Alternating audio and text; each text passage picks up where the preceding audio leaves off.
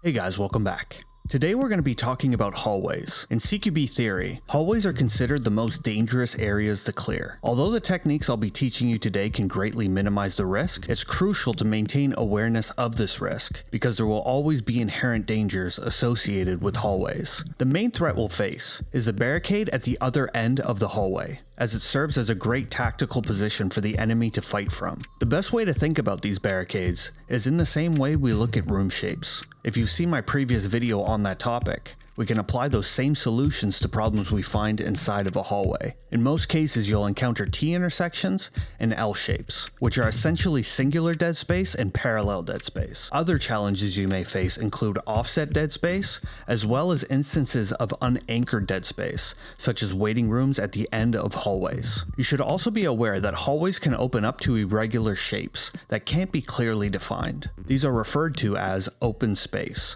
These complex irregular shapes can essentially be treated like rooms, with the added complexity that they may not have traditional thresholds, but instead have openings into other hallways. Due to the danger of the barricades that are created by these shapes, it's important to prioritize them over what's in the actual hallway. This line of thinking brings us to the tactic known as barricaded flow. This tactic aims to work from one barricade to the next barricade, while simultaneously dealing with everything in the hallway. To achieve this, we employ a concept called loading to the front. In ideal conditions, this means that the first person to leave the initial barricade is the first person to arrive at the next barricade, reducing the time it takes to secure that next barricade. Now that we understand why we want to work from one barricade to the next one, the main issues you'll need to consider are open and closed doors. When facing closed doors, we can use a simple tactic known as bumping. Bumping involves quickly moving past a closed door while another team member takes up security on that door, ensuring that if the door opens unexpectedly, they can respond immediately. This allows you to maintain momentum and focus on the primary threat ahead, which is that next barricade. Open doors, however, are more complex. Due to the angle of exposure the opening creates, we need to address these doors in some way before we pass them. How we do this heavily relies on what threats are present past the open door. If the next threat is on the opposite side of the door,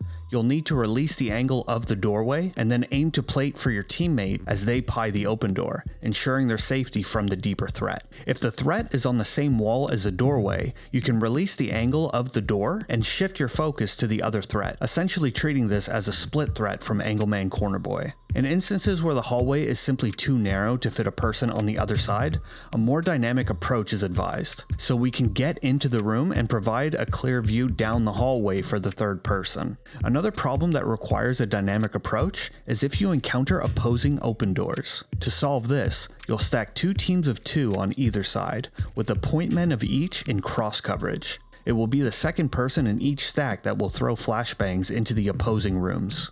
After an angle exchange of the point men, the two teams will quickly move to clear their rooms. The team will then cross those openings to tackle whatever else needs to be dealt with in the hallway, but only after a brief pause to listen for gunshots from those rooms. This pause is crucial because if they don't take the time to ensure the rooms are clear, they could receive fire from those rooms as they cross in front of the thresholds, so this pause will reduce the risk of being caught in a vulnerable position. In situations where there is only one direction of travel, the first person to reach the initial barricade of a new stretch of hallway can make the call on how to proceed, as they have the best view of the area ahead and can assess all of the problems. However, when faced with multiple directions, a more coordinated approach is needed. This is where the concept of a controller comes into play. The role of a controller is to make macro decisions at any given decision point regarding the direction of travel of the team. This is particularly evident at T intersections, where the team must choose to go either left or right. The point men on either side cannot make a choice, because they only have situational awareness of their respective sides. To maintain the speed and fluidity of the clearance, we need a third man to assess both options and make a decision. The position of a controller should not be confused with the static role like a team leader. The controller is always the first person who is not actively engaging in other tasks, meaning anyone at the team can serve as the controller at any given decision point. However, this requires everyone on the team to have a certain understanding of this tactic, which ultimately eliminates the need to reorganize the team to get a team leader to make the final decision. Once a person realizes they are in a position to be the controller, they will assess the number of threats in the direction they want to move, and ensure they have the right number of people. This involves a simple calculation: 1 person for each closed door, 2 people for every open door, and additional personnel based on the type of shape at the other end of the hallway. If it's a T-shape or an offset barricade, you will require 2 more people. If it's an L shape, you only need 1 more person. So let's consider a scenario with 2 closed doors and a T-shape ahead. The controller would need at least 4 people, 2 to handle the T-shape and 2 to secure the doors. The controller will then ensure he has 4 people ready to move on this hallway, and then the team can proceed to the next barricade, addressing all of those threats along the way. It's important to mention here that if your team is newer to this tactic, it can be very helpful to call out what the plan is.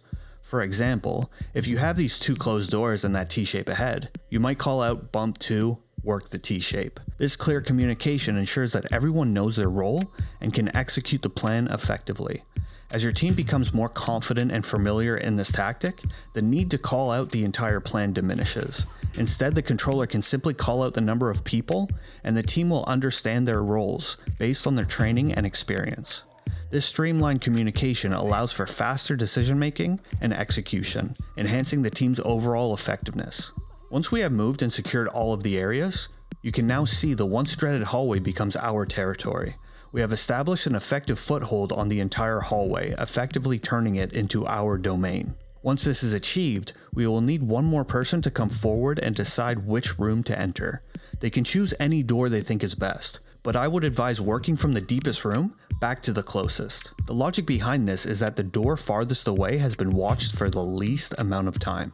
The longer you hold security on a door without hearing anything, the less likely it becomes that there is a serious threat inside.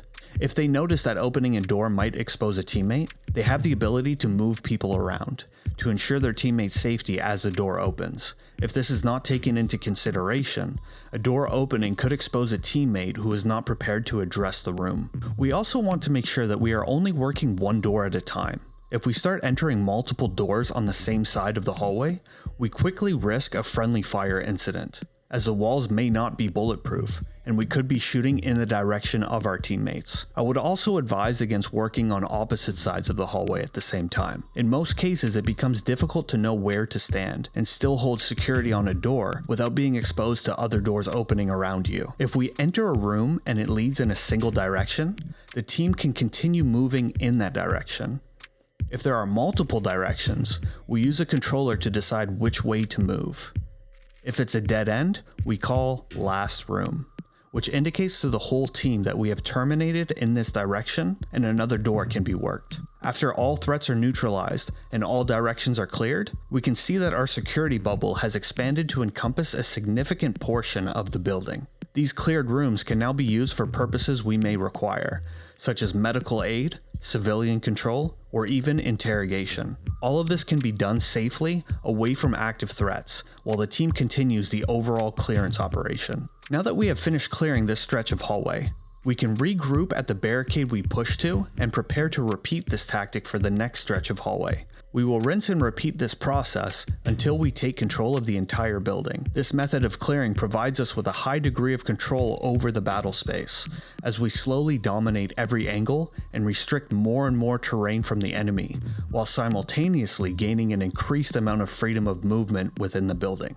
Mastering barricaded flow and the role of controller is the key to navigating hallways safely and effectively in CQB. This tactic does have a steep learning curve, but with practice, your team will execute this better and better over time. Thank you for clicking on the video, and I hope you have a good one.